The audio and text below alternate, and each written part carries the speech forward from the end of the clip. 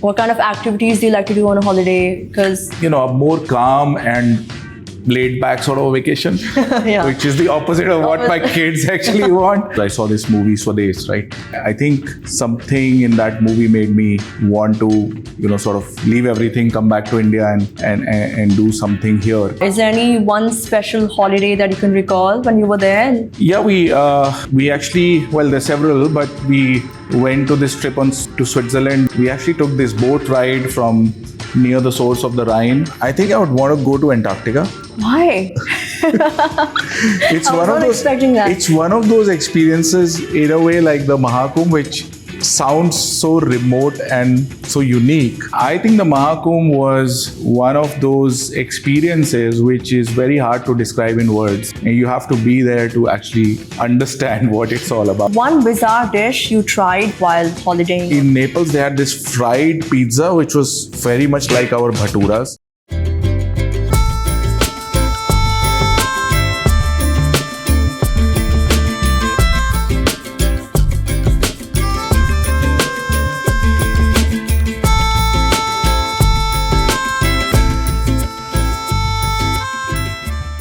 Hello and welcome to Club Mahindra presents Magical Memories in association with the Indian Express. And today we have a very special guest with us. He's a visionary leader and he has revolutionized the way millions of Indians travel today. Please join me in welcoming Group CEO of ixigo, Aloke Bajpai. Alok, thank you so much for being with us here today. Thank you for having me. I want to start with your journey. You've had such an inspiring journey from having corporate jobs to then starting your own company. Mm-hmm. When you look back at your entire journey, is there one special moment that stands out? Well, there are quite a few. I think the genesis is one of them, right? So back in the days when I was working abroad, like gone to work for Amadeus in Europe after IIT, and then went for B school. And then at B school, while I was there and sitting for job interviews, I saw this movie Swades, right? And I think something in that movie made me want to, sort of leave everything, come back to India and do something here. And the same year, there was this Steve Jobs commencement speech at Stanford, which was again talking about connecting the dots and following your heart and all of that. So I think some of those things actually came at the right time and helped me sort of make this decision to move back. But it's been quite an eventful journey, and it's been full of travel and helping people travel. Yeah. I'm going to come to Swades in a bit, Right. but let's start with Europe. Sure. You were there for about 4.5 years. Mm-hmm. Did you have holidays there while you were there as a corporate person? Did you have time to go on a holiday?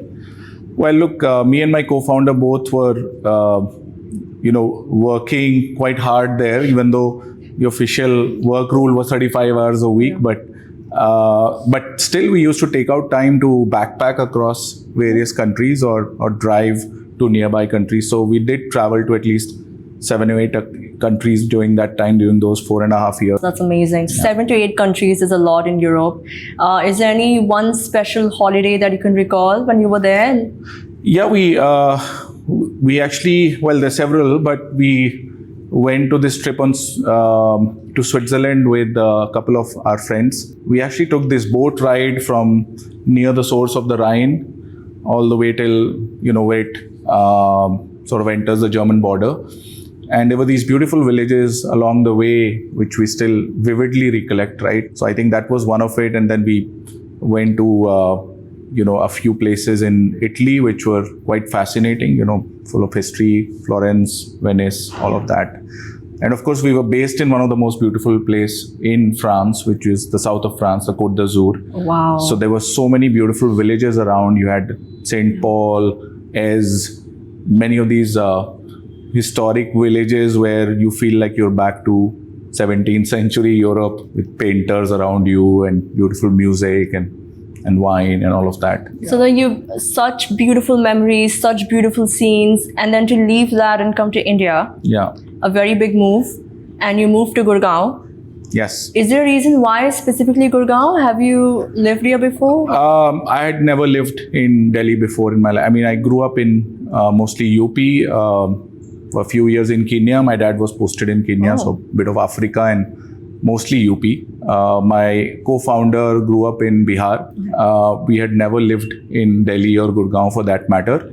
Nobody wanted to live here, but we managed to find a nice apartment at an affordable price because we were bootstrapping. We didn't have a lot of money. This was just our personal savings, and we didn't have a lot. So, that's where Delhi was more expensive in those days. Starting a business is not easy for anyone, regardless of how much backing you have, how much time and energy you have. When you're trying to build something, how do you find time to even unwind or take a small holiday trip or, just rest your mind, relax? Were you able to do that in the initial days? I think in the early days, not a lot. It was just pure hustle. It was very tough to even just get started because we didn't have a lot of personal savings. We just had a lot of passion to do something. And in the early couple of years, we didn't have much revenue. So it was pretty much survival. And in that mode, right, you literally don't get time to think and unwind. I think for me, the only sort of escape used to be my sister used to live in Delhi, and I had a niece who was just born in the year we launched ixigo. So she was like a cute little baby that sometimes I would just go over the weekend at their place, play with my little niece, and sort of that was the only relax that existed. And I think we've sort of taken out at least 3 or 4 times a year, like as to you have to take 3 or 4 breaks a year because otherwise the sort of busy routine of a founder just gets on you. So I think that's changed now dramatically, but the first 1 or 2 years were mad. I can imagine. Yeah. And then I want to come to Swades. It's my favorite movie. Looks like it's your favorite movie. It's 2 of us. It's 2 of us. I'm a huge SRK fan.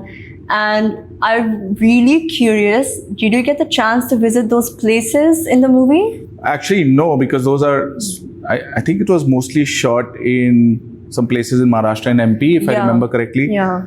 I don't think I've visited those places. I have watched the movie like umpteen number of times back then, and I think it's definitely one of those movies that causes you to go back and reflect, especially when the protagonist is exactly like you. We were successful people in Europe, earning a decent sort of wage and living the high life. That movie helped make that choice simpler because it sort of sent the message that, if you have everything and you believe you're the smartest in what you do, why not come back to your country and, sort of contribute with your talent? And I think that's what we've been doing ever since. That's very touching. And I really support that. And hats off. You traveled before you were a CEO, group CEO of ixigo. And you, of course, go on holidays now. Being a leader, has that perspective on going on a holiday changed? Do you look at it differently?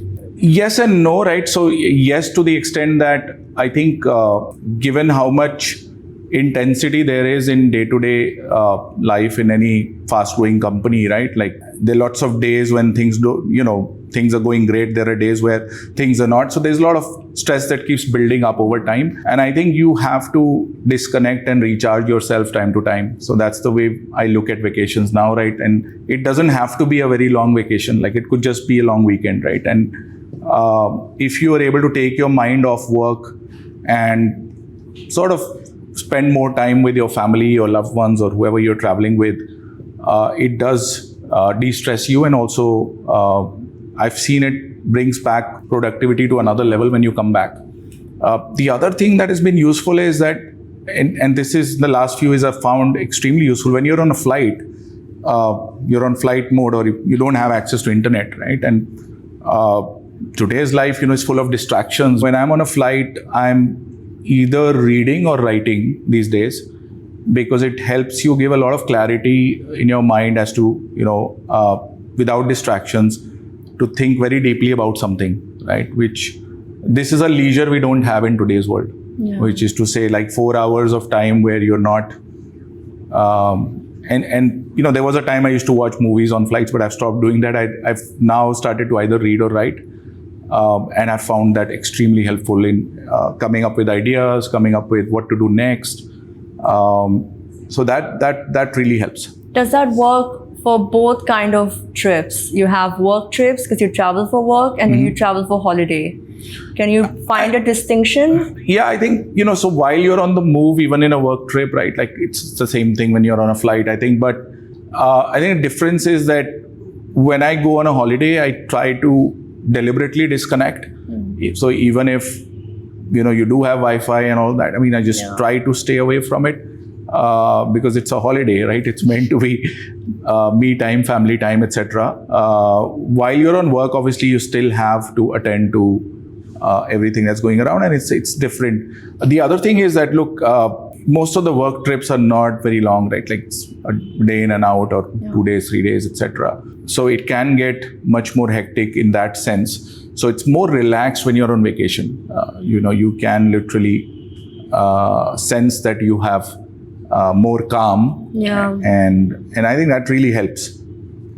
That's really interesting. You have more time and energy as well to just relax and not do anything. Because our normal lives are full of intensity. There's just too many things going on every day, right? And there's not a single second when I don't have some message pinging out of somewhere wanting to talk about something. But you got to find the time where you just shut that out, like deliberately. Yeah, that's so important. I'm so glad you mentioning that, because a lot of us, even if we are not entrepreneurs, we just have a corporate job, or we are just studying, we're students. You said in the first 2 years of when you were setting up the company, you didn't have that mindset of, okay, let's go on a holiday. But now that you are at this position in your life and you're going on holidays, you're going on trips, is there a recent holiday that you can recall that changed your perspective on leadership, on business, on how to, or even work-life balance? Well, I think I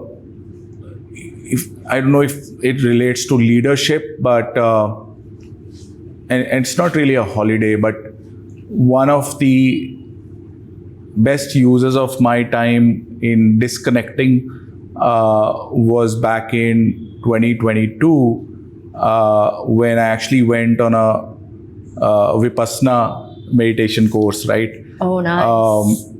This was the year when, so we had filed for an IPO in 2021, 2022, the market turned against everyone. So there were hardly any IPOs. And we were stuck in that queue, and we were like, okay, not happening this year. And that was a point where, we had tried really hard to make it happen, didn't happen. You were stuck with these feelings inside you, what went wrong, why me, etc., etc.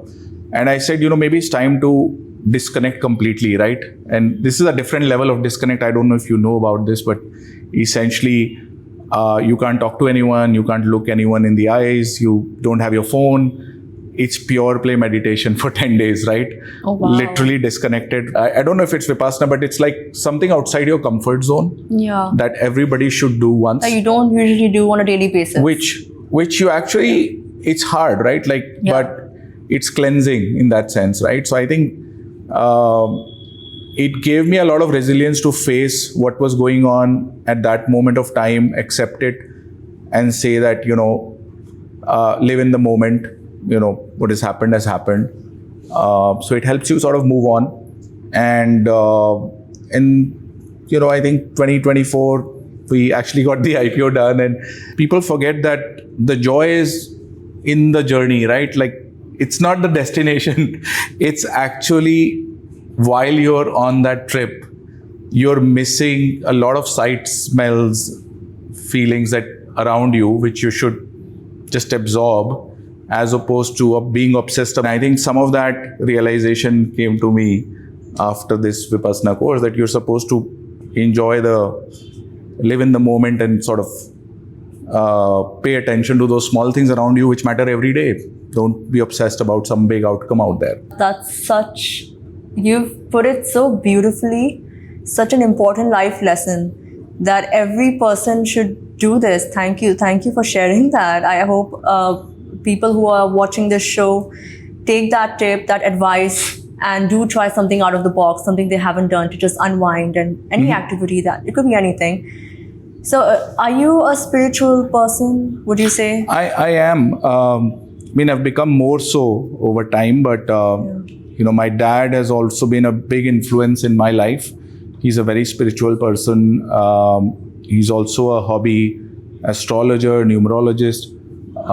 So he's someone who's definitely over time helped me build more conviction about my spiritual self. But I think spirituality is a journey of self-discovery in many ways. It is. So and some of the solo trips I've done have actually helped in that respect, because I've done a few solo trips as well, which could be work related, could be just because you need 1 or 2 days off from everything, right? And I think some of those things help you go back soul searching, literally, right? So, and I do advise and recommend people to do that once in a while, right? It's been probably for me, like the biggest source of staying resilient. I've done some of the spiritual places, out there. Like I've been to Haridwar a few times on my own. Rishikesh, went to Shirdi. So I've done some of these, religious places, traveling solo, and I think it was a very different experience doing that. Yeah. And it just the inspiration sometimes come to you that I need to go there, right? Someone's calling me, and sometimes if my dad is available, I do these trips with him. In the past, even this trip to do my Vipassana was actually in Bodh Gaya. It was a solo trip for 10 days. Wow. I also did 1 day of sort of sightseeing, went to the Bodh Gaya Bodhi temple, Bodhi tree, all of that. I think you really get to know yourself when you spend more time with yourself, right? And it really helps introspect. And you recently went to Mahakumbh. I did, with my family. How was that? With my wife, my kids, my dad, my mom-in-law. I mean, I think the Mahakumbh was one of those experiences which is very hard to describe in words. And you have to be there to actually understand what it's all about. It's not something which I'd say, like, if you had to make a bell curve, this is like one extreme of that bell curve that you'll ever get to experience in your life, right? It's not just the sheer number of people that you see there, but the amount of sheer faith and devotion around you, the environment there, the feelings with which people have come to that place.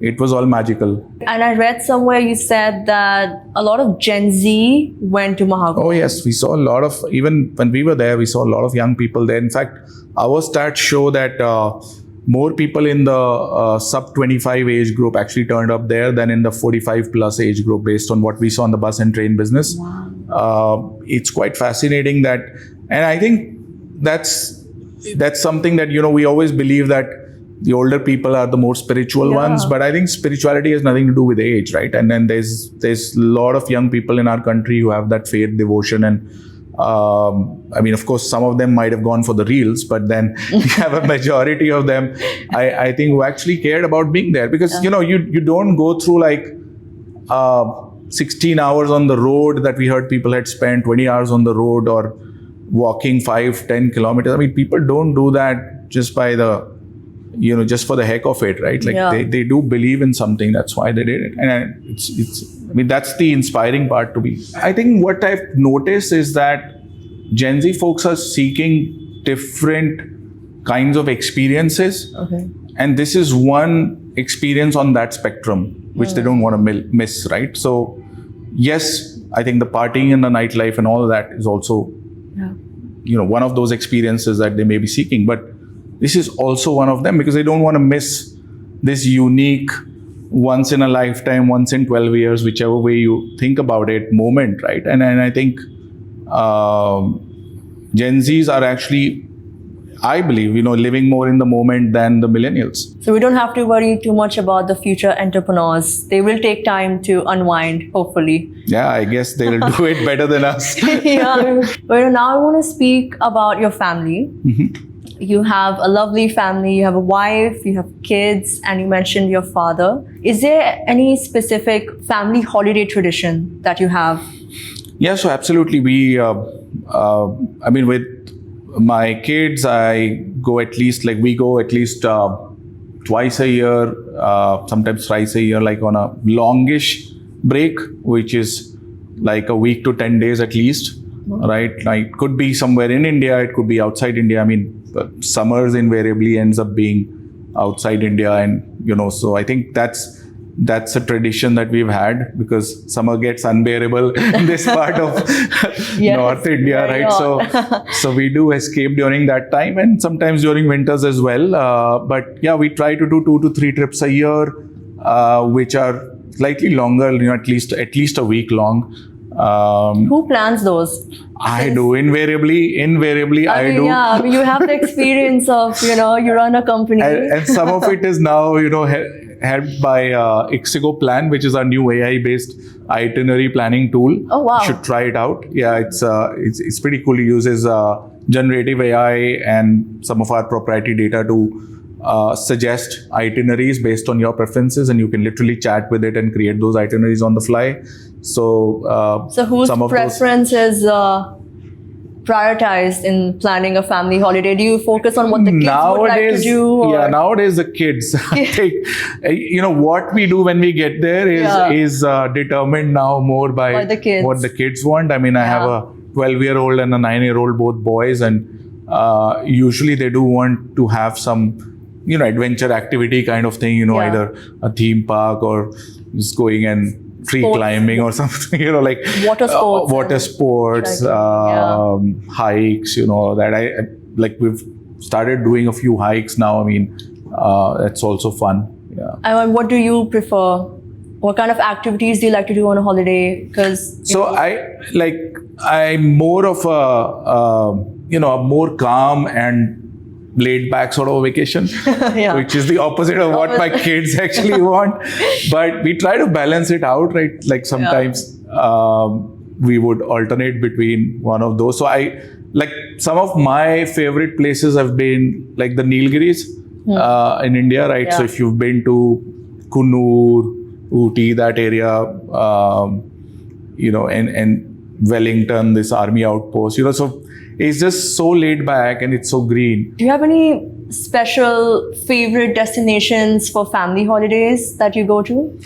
Well, it's becoming increasingly hard to have consensus on that, because my kids actually want a lot of adventure activities, and whereas I want to relax and not have a very hectic day. But usually you have to go with what the kids want. I mean, it's like it's more adventurous sports and everything. It's more to do with like theme park / a trek or a hike or a day at the beach doing some water sports on the side as well, or if my wife wants to go shopping, obviously also have to accommodate that in the plan. So I think being a dad usually means that you're the one who's adjusting your plans for the kids. However, I do have some breaks which are memorable, where you get to relax, like especially when you're in the mountains. And the memorable one for me was in Nilgiris, where we were in Ooty, Kunur, Wellington, all these areas which are in the tea gardens, and it's the most serene place you can think. There's mist in the air in the morning, you're having a cup of tea and you're just sitting there and enjoying that scenery. So I think it's a mix of both. The other kind of vacations that I've really enjoyed, is the ones where you go with a group of friends. So we now have this tradition in our IIT wing mates. We meet once a year, and we meet in a new country every year. We're like, let's discover a new country together. So we did Croatia, we did Turkey. We take a apartment or Airbnb essentially, and we just stay there for like 4 or 5 days together with families and kids. Okay, so it's time for a quick rapid fire round. Are you ready? Say whatever comes to your mind first, and just have fun. Okay. I'll try. What's the most unforgettable family vacation moment you've had? We trekked up Mount Vesuvius in Naples. Wow. And it was a live volcano. I mean, it's an active volcano. You could literally see some fumes rising from some small, parts of the crater. But the trek up was fun. I mean, it was tiring. It was 2 kilometers. So with the kids, it was tiring. But that was the most memorable family moment. One thing you do to help juggle being a CEO and making time for a holiday? Well, I deliberately try to plan at least one trip every quarter. It could be small, it could be, short, but try to do at least 4 trips a year. If you could take your family anywhere for a magical getaway, where would it be? Well, I would say I'm very intrigued by Japan and want to visit at some point. Okay. Mountains or beaches? Bit of both. What's your ideal way to unwind on a holiday? Do nothing. One thing you always pack for a holiday, no matter where you go. Oh, that's interesting. I think my slippers. No matter where you go. My comfy slippers. That's a good one. Yeah. That's a good one. If you could go on a trip with anyone from history, where would it be and who would it be and where? I would go with one of the scientists. I know it sounds like very geeky, but I would go with, I don't know, if it could be Einstein or Heisenberg, and have some. Where would you go with them? I think I'd go someplace in Europe, hopefully not too cold. Well, that's very interesting. It's a very interesting answer. If you could instantly teleport to any destination right now, where would you go? I think I would want to go to Antarctica. Why? It's I was not expecting that. It's one of those experiences in a way like the Mahakumbh, which sounds so remote and so unique. Okay, one bizarre dish you tried while holidaying or traveling? Bizarre? Yeah.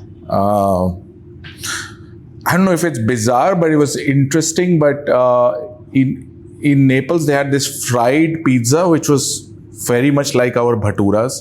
One travel app you can't live without, other than ixigo? I think when we go out, we stay a lot in Airbnbs. Yeah. So I actually love that app when it comes to booking apartments. One travel hack every entrepreneur should know? Now, even for international, there is a DigiYatra equivalent, which saves you a lot of time. And you just have to go and register with your passport number on a website, and you can literally walk into gates. It's very new. 6 months ago. It started a few months ago. Yes. But a more serious hack, I think, when you pack your clothes, if you roll and don't fold, you actually save a lot of space. I've been doing that the last few years. Dream destination to open an ixigo office? I would open one in some part of Africa. One travel trend you think will dominate the future?